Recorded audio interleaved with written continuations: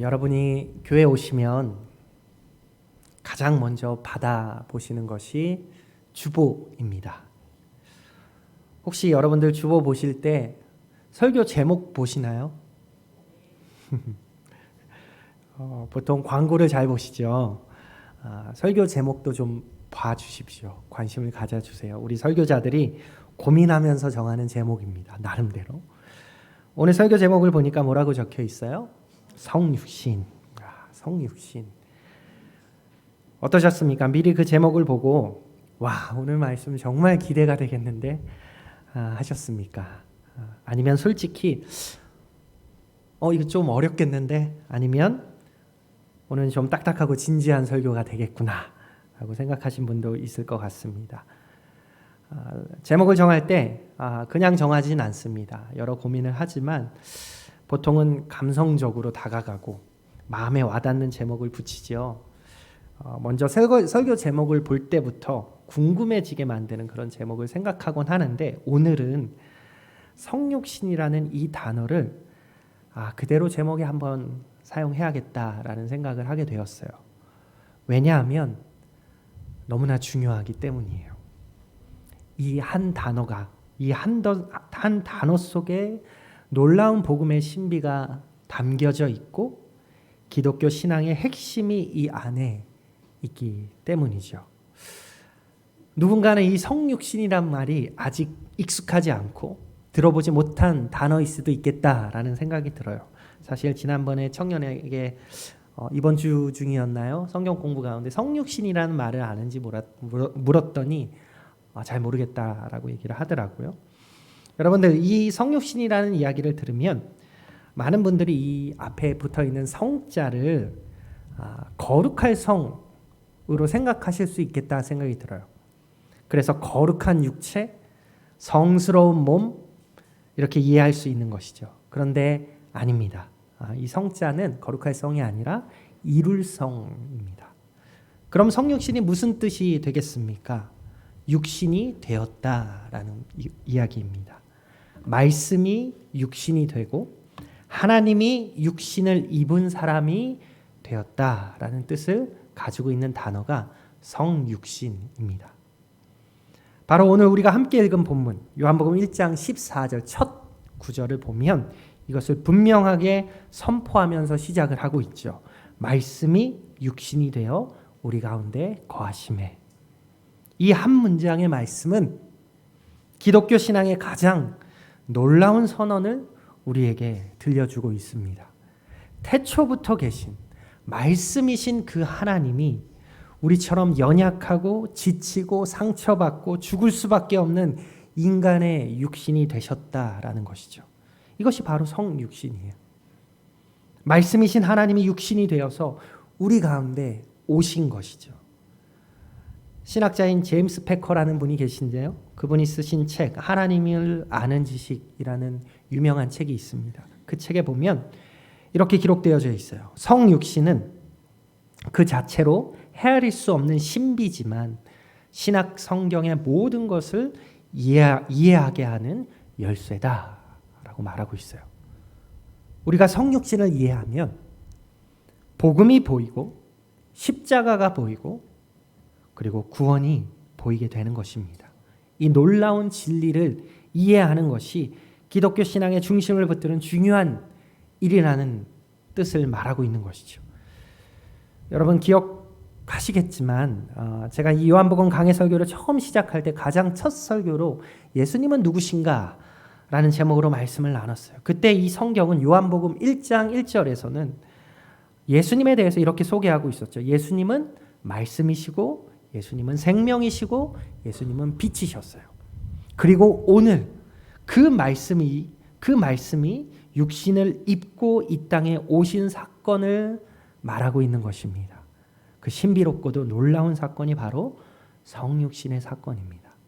다시 말해서 영원하신 하나님이 시간 안으로 들어오신 사건이고 무한하신 하나님이 유한한 인간이 되신 사건, 그리고 거룩하신 하나님이 죄 많고 연약한 세상 가운데 오신 사건, 이 모든 것을 담고 있는 단어가 바로 성육신이라는 단어입니다. 오늘 우리는 이 성육신의 본질이 담겨져 있는 요한복음 1장 14절부터 18절까지의 말씀을 통해서 도대체 왜 하나님이 육신을 입고 사람이 되셔야만 했는지, 도대체 그 성육신이라는 사건이 우리에게 어떤 의미가 있는지를 잠시 함께 나눠보려고 합니다. 제가 바라기는 오늘 이 말씀이 그저 우리에게 지식과 교리로만 남는 말씀이 아니라 우리 안에 성육신하여서 오신 그 주님의 은혜와 사랑을 다시 한번 깊이 경험하는 시간이 되기를 소망합니다. 자, 그럼 본문으로 조금 더 깊이 들어가 보면 먼저 우리 15절의 말씀을 다시 같이 한번 읽어보겠습니다. 15절 시작. 요한이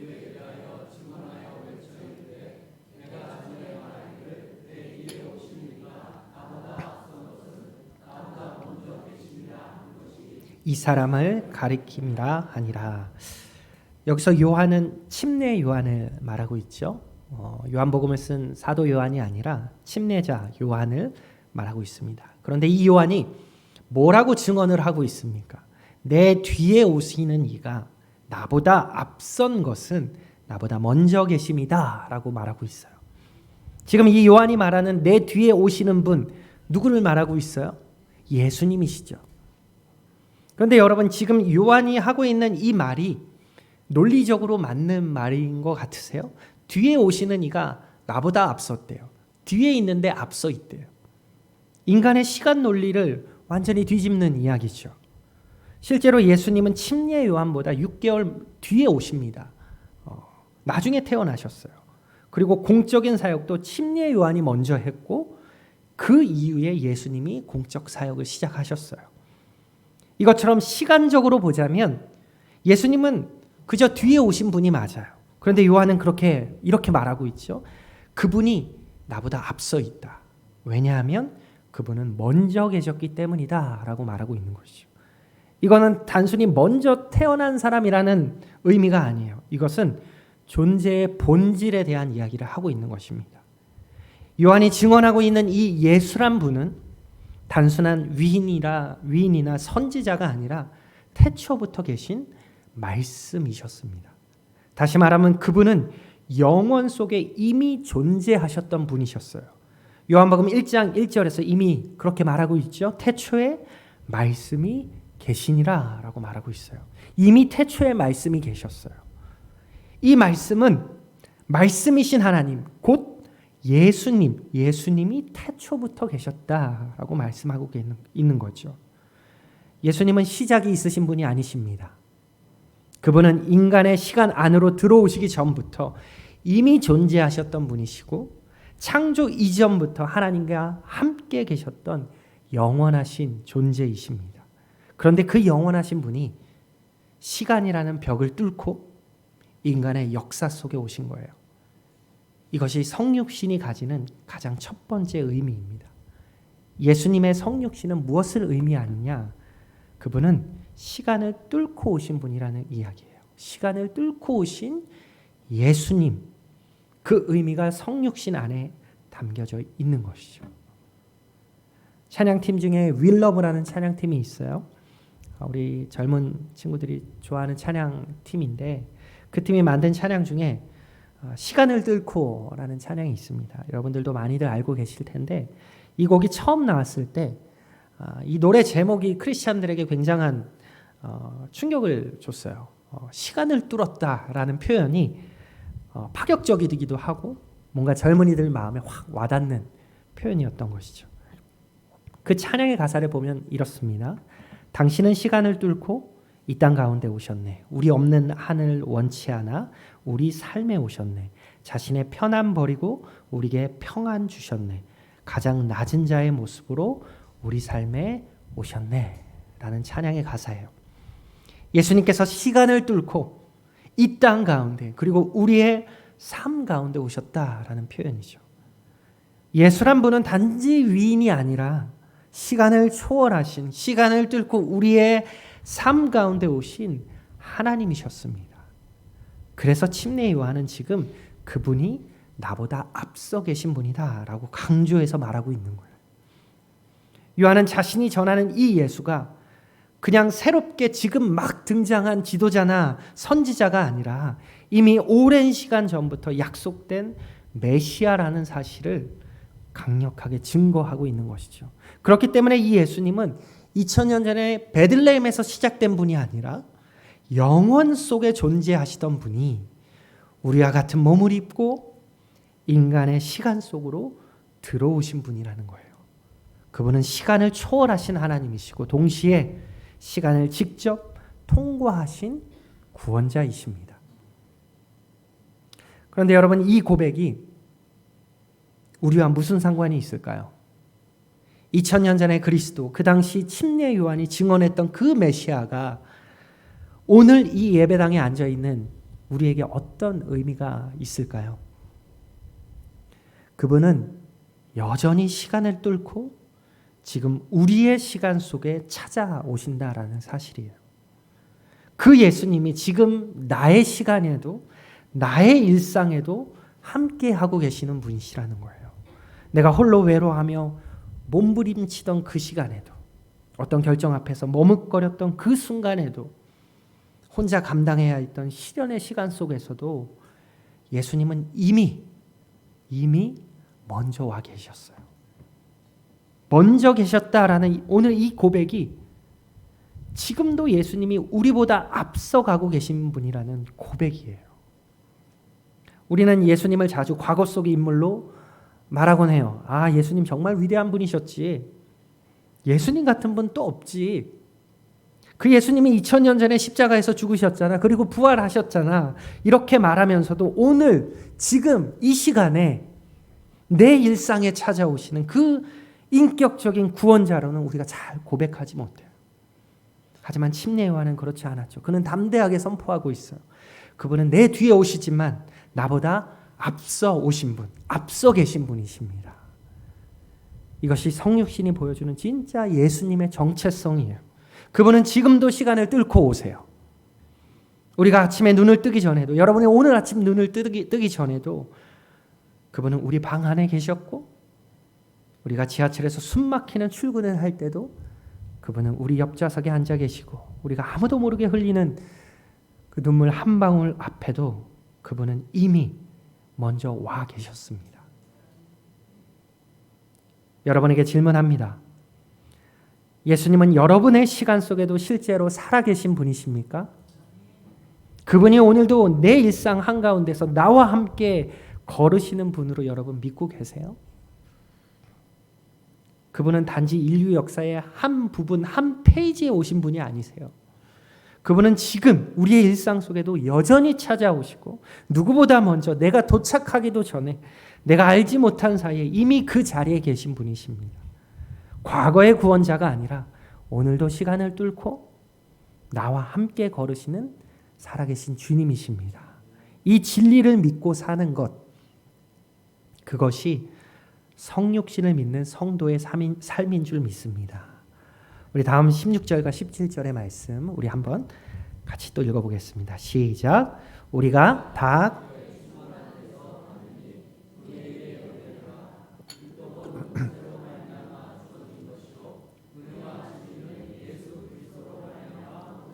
아멘. 성육신이 가지는 두 번째 의미는 무엇인가? 은혜를 흘려보내신 구원자라는 것을 의미합니다. 예수님이 성육신하셨다는 것, 은혜를 흘려보내신 구원자라는 것을 의미해요. 우리가 그리스도를 믿는다는 것, 내가 크리스찬으로 살아간다는 것은 여러분 단지 기독교 신앙을 내가 받아들였다라는 것만이 아니죠. 그리스도를 믿는다는 건 뭐예요? 정말 전적인 은혜를 내가 경험한 사람이라는 거예요. 내가 그 은혜를 경험한 사람이라는 거예요. 여러분 이 말씀에 동의하시죠? 내가 은혜를 경험했어요. 오늘 본문 16절이 이렇게 말하고 있죠. 우리가 다 그의 충만한 데서 받으니 은혜 위에 은혜로라 라고 말하고 있어요. 이것을 조금 더 쉬운 표현으로 세번역 성경을 보면 좀 더 이해하기가 쉬운데요. 우리 함께 읽어볼까요? 시작. 우리는 모두 그의 충만함에서 선물을 받되 은혜에 은혜를 더하여 받았다. 그리스도께서 성육신 하셔서 이 땅에 오심으로 우리가 받게 된 것이 있어요. 받게 된 것이 있는데 그것은 선물을 받았어요.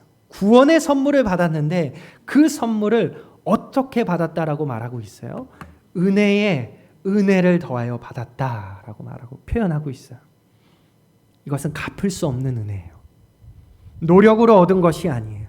전적으로 선물로 받은 거예요. 사도 바울이 에베소서 2장 8절 9절에서 우리가 잘 알고 있는 그 말씀 속에서 이 은혜를 이렇게 정의하고 있죠. 우리 한번 읽어봅시다. 시작. 너희는 그 은혜에 의하여 믿음으로 말미암아 구원을 받았으니 이것은 너희에게서 난 것이 아니요 하나님의 선물이라. 행위에서 난 것이 아니니 이는 누구든지 자랑하지 못하게 함이라. 아멘. 하나님은 우리에게 상을 주신 게 아니에요. 구원이라는 것은 우리가 열심히 뭔가를 해서 보상으로 받은 것이 아니라 우리가 아무것도 하기 전에 하나님께서 선물로 건네주신 놀라운 은혜예요. 성육신 하신 예수님이 이 은혜를 우리에게 흘려보내주신 거예요. 예수님 안에 충만하게 머물던 그 은혜를 그냥 그대로 가만히만 가지고 계신 것이 아니라 육신을 입으신 예수님이 자신을 통하여서 그 충만한 은혜를 우리에게 흘려보내주셨다라는 것이죠. 그것이 어떤 사건이에요? 그리스도의 십자가 사건이죠. 예수의 십자가는 하늘의 충만한 은혜가 인간의 시간 속으로 흘러들어온 놀라운 사건입니다. 그 은혜는 단지 우리 죄를 덮어준 것이 아니라 그 죄를 완전히 제거해버린 결정적인 은혜가 되었어요. 이어지는 17절이 이렇게 말하고 있습니다. 우리 17절 말씀 읽어보겠습니다. 시작. 율법은 모세로 말미암아 주어진 것이요 은혜와 진리는 예수 그리스도로 말미암아 온 것이라. 지금 이 말씀에서 율법과 은혜를 대조해서 말하고 있습니다. 여러분, 율법은 인간에게 기준을 보여줍니다. 어떻게 살아야 하는지, 어떤 존재가 되어야 하는지를 보여주는 것이 율법이에요. 그러나 율법은 우리에게 기준을 보여줄 수 있을지는 몰라도 그 기준에 도달하게 할 수는 없습니다.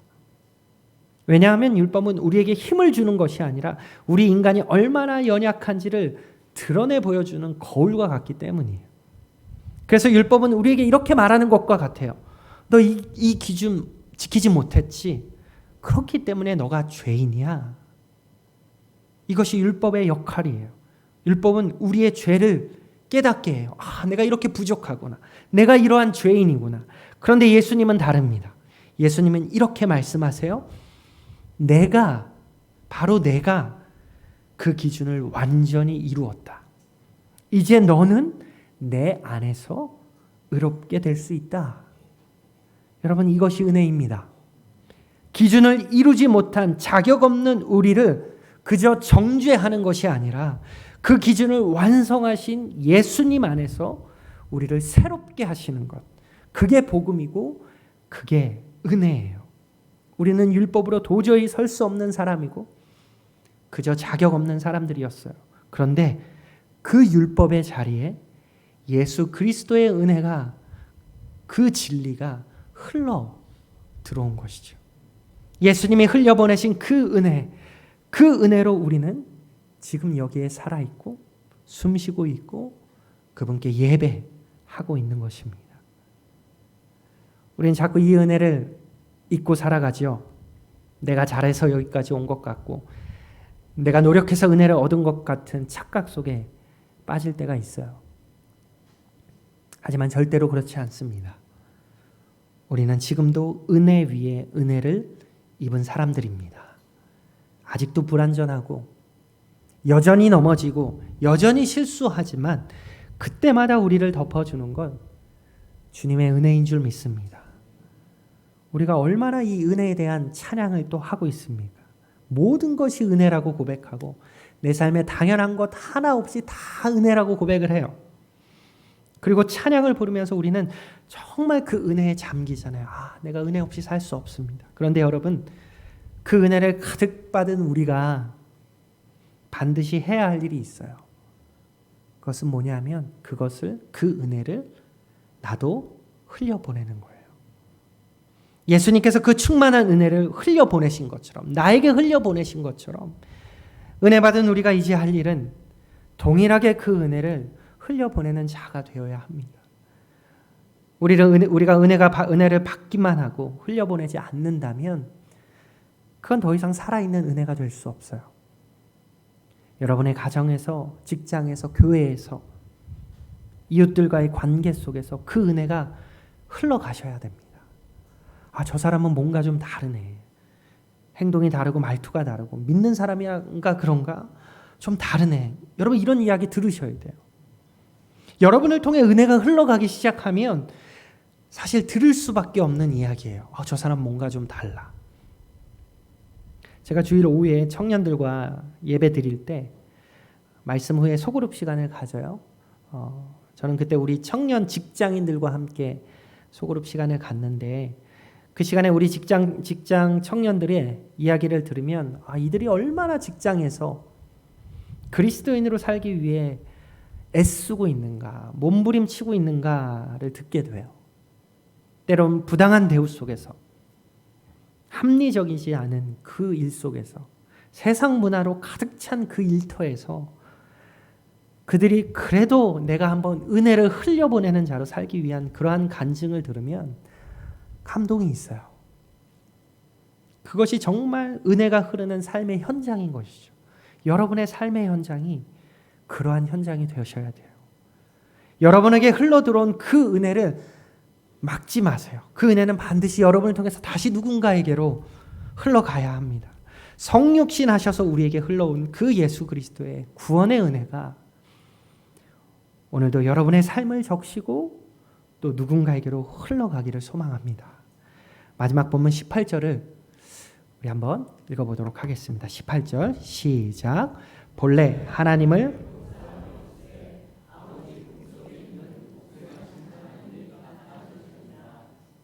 사도 바울은 이 짧은 한 구절을 통해서 예수님이 누구신지, 그분이 왜 이 땅에 오셔야만 했는지를 다시 한번 우리에게 말해주고 있어요.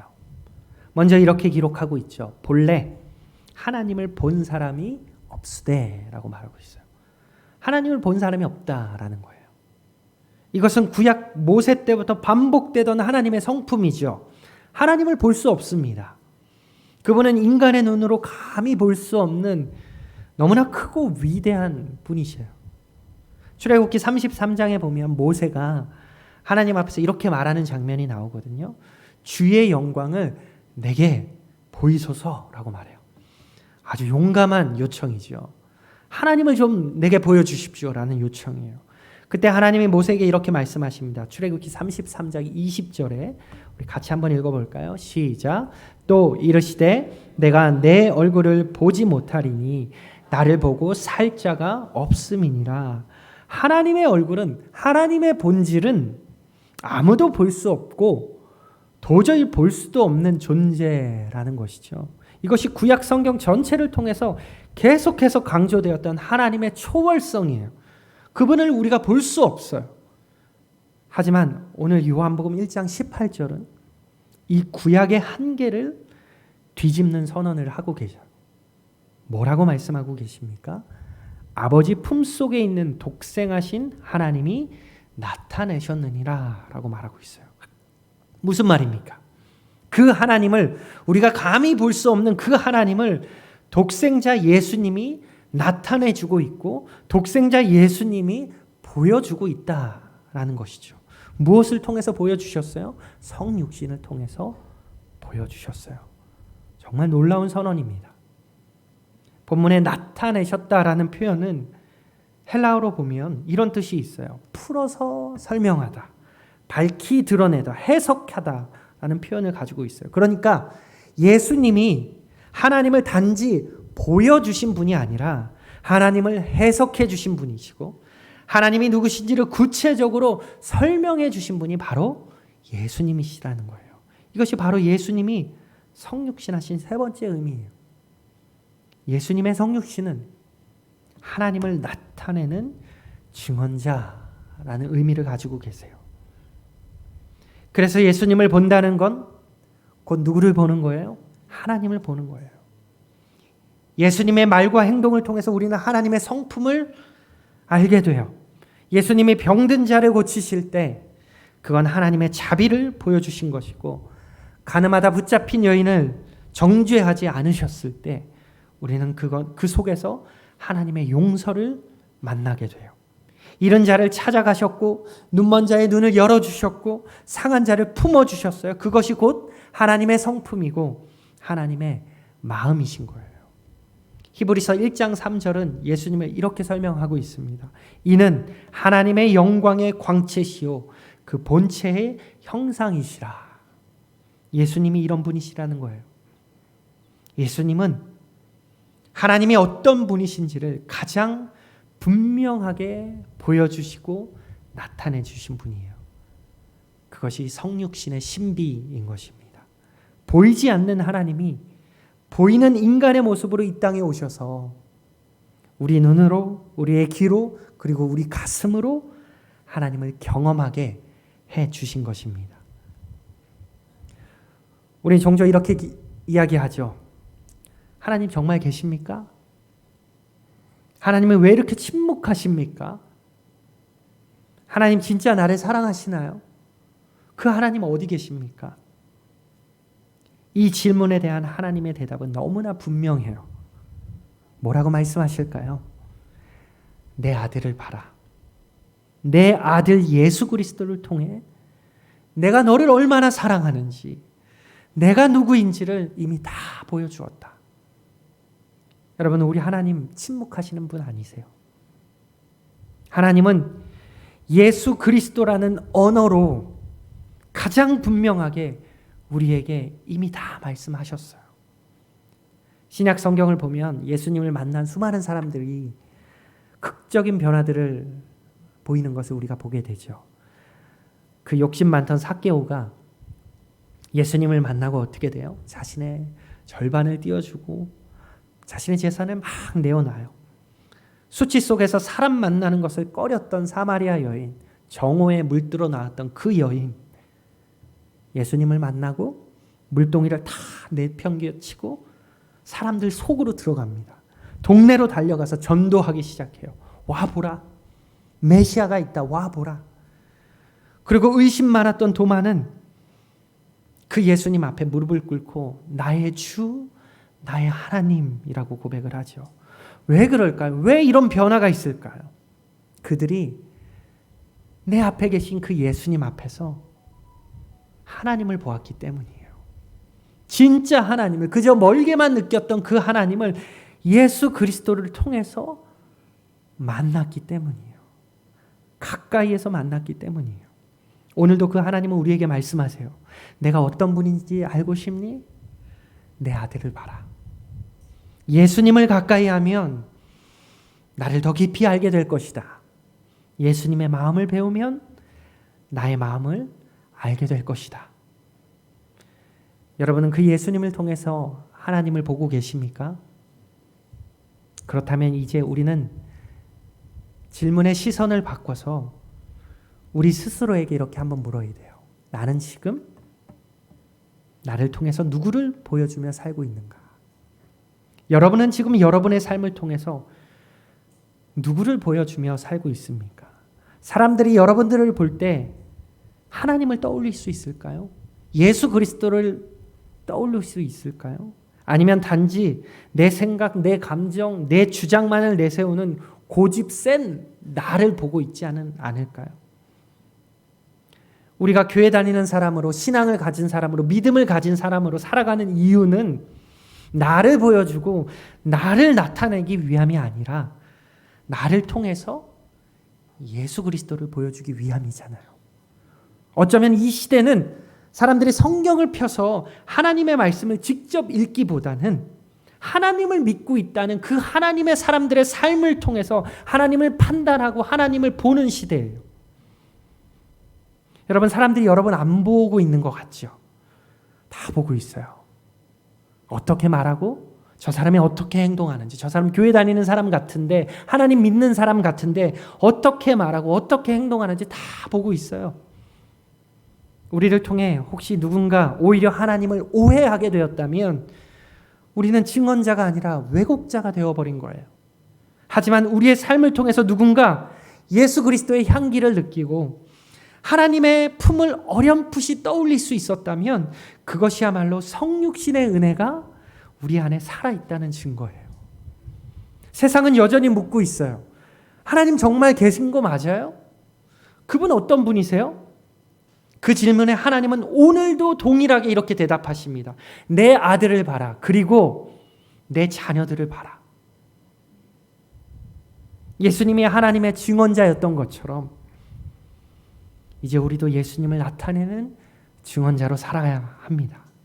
보이지 않는 하나님을 예수님처럼 삶으로 해석해 주는 존재.